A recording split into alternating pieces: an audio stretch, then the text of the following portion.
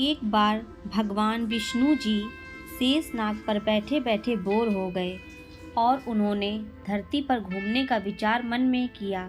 वैसे भी कई साल बीत चुके थे। धरती पर आए और वे अपनी यात्रा की तैयारी में लग गए। स्वामी को तैयार होता देख माता लक्ष्मी ने पूछा, आज सुबह सुबह कहाँ जाने की तैयारी हो रही है? विष्णु जी ने कहा, हे लक्ष्मी, मैं धरती लोक पर घूमने जा रहा हूँ। तो कुछ सोचकर माता लक्ष्मी ने कहा, हे देव, क्या मैं भी आपके साथ चल सकती हूँ? भगवान विष्णु ने 2 पल सोचा, फिर कहा, एक शर्त पर तुम मेरे साथ चल सकती हो। धरती पर पहुंचकर उत्तर दिशा की ओर बिल्कुल मत देखना। इसके साथ ही माता लक्ष्मी ने कहा, और हाँ मनवाली। और सुबह सुबह माता लक्ष्मी और भगवान विष्णु धरती पर पहुंच गए। अभी सूर्य देवता निकल ही रहे थे। रात बरसात होकर हटी थी। चारों ओर हरियाली ही हरियाली थी। उस समय चारों ओर शांति थी और धरती पर बहुत सुंदरता दिख रही थी।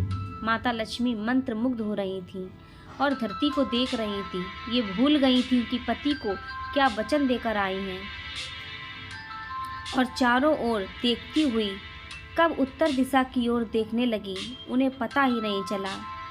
उत्तर दिशा में माता लक्ष्मी को एक बहुत ही सुंदर बगीचा नजर आया और उस तरफ से भीनी भीनी खुशबू आ रही थी और बहुत ही सुंदर सुंदर फूल खिले थे। एक फूलों का खेत था और माता लक्ष्मी बिना सोचे समझे उस खेत में गई और एक सुंदर सा फूल तोड़ लाई। लेकिन यह क्या, जब माता लक्ष्मी भगवान विष्णु के पास आई तो भगवान विष्णु की आंखों से आंसू बह रहे थे। उन्होंने कहा कि किसी से बिना पूछे उसका कुछ नहीं लेना चाहिए और साथ ही उनको उनका वचन भी याद दिलाया।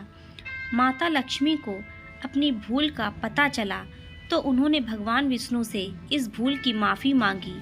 तो भगवान विष्णु ने कहा कि तुमने जो भूल की है उसकी सज़ा तो तुम्हें ज़रूर मिलेगी। जिस माली के खेत से तुमने बिना पूछे फूल तोड़ा है, ये एक प्रकार की चोरी है, इसलिए तुम 3 साल तक उस माली के घर नौकर बनकर रहो। उसके बाद मैं तुम्हें बैकुंठ में वापस बुलाऊंगा। माता लक्ष्मी ने चुपचाप सिर झुकाकर हाँ कर दी और माता लक्ष्मी एक गरीब औरत का रूप धारण करके उस खेत के मालिक के घर गई। घर क्या, एक झोपड़ा था और मालिक का नाम माधव था।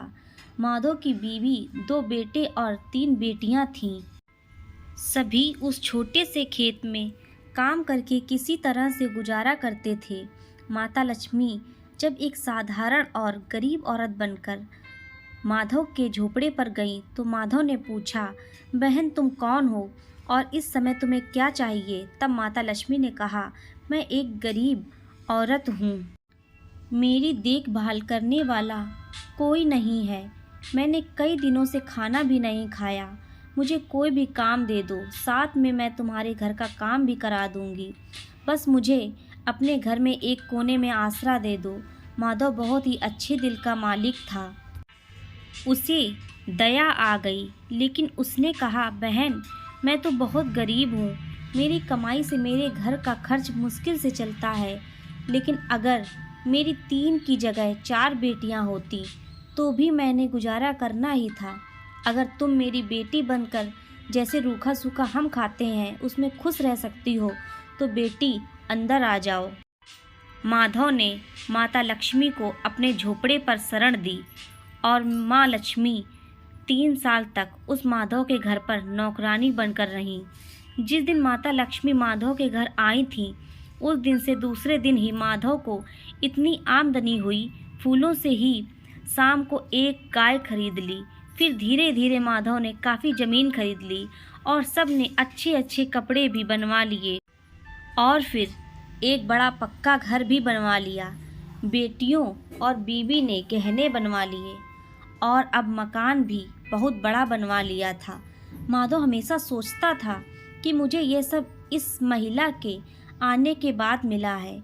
इस बेटी के रूप में मेरी किस्मत आ गई है।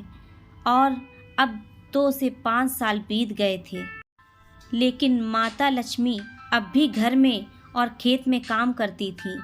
एक दिन माधव जब अपने खेतों से काम खत्म करके घर आया तो उसने अपने घर के द्वार पर एक देवी स्वरूप गहनों से लदी औरत को देखा।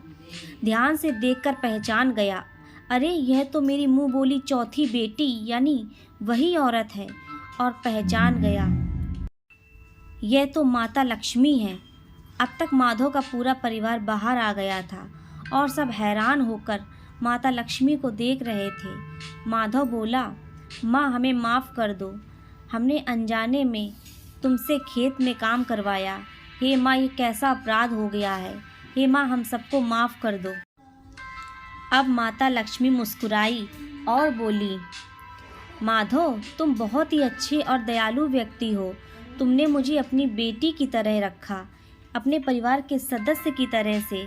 इसके बदले में मैं तुम्हें वरदान देती हूँ कि तुम्हारे पास कभी भी खुशियों और धन की कमी नहीं रहे। तुम्हें सारे सुख मिलेंगे जिसके तुम हकदार हो। और फिर माता अपने स्वामी के द्वारा भेजे गए रथ में बैठकर बैकुंठ चली गईं।